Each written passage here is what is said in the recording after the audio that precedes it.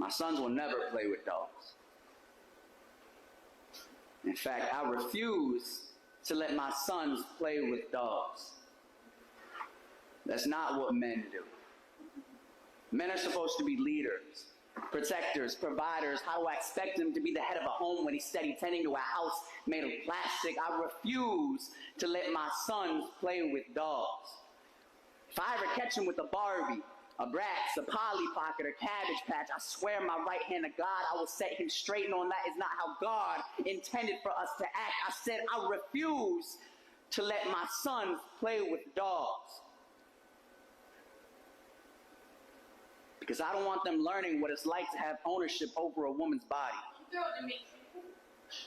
Thinking that all women are born with strings on their back. That if you pull hard enough, they'll act how you want them to act, wear what you want them to wear, talk the talk, and walk the walk straight into a box that was never designed to hold the sound of a woman's voice, let alone her stretch marks. Tattooed across her skin as a result of reaching so far across the universe, she bridged heaven and earth, yet still there are men who view women as more mistake than they do miracle, who spit sexist slurs through their teeth like refund receipts for all the clothes he will never allow her to wear, because she's showing too much skin, because that outfit is asking for it, because all she wants is attention. Men who are more likely to punish you for an abortion than they are for sexual assault. But if they see the procedure to be the murder of a baby inside of a woman, then tell me, when a girl gets raped, is the child inside her not dying too? Is the robbery of her innocence not worth better laws, or will we continue to force these girls into a motherhood they never asked for? A friend tells me that her mother was born from a rape.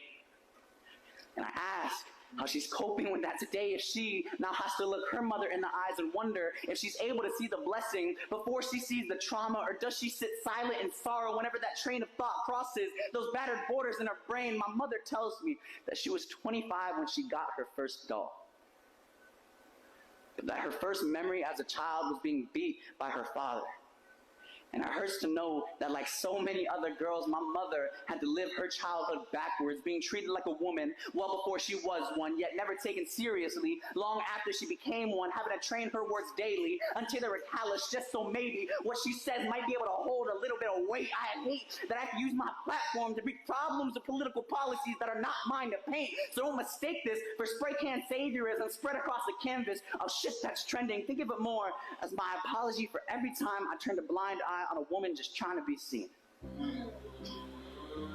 And a promise to the men who laid hands on my mother and her mother and her mother: if I ever see you again, I will send you straight back to whoever it is you pray to at night.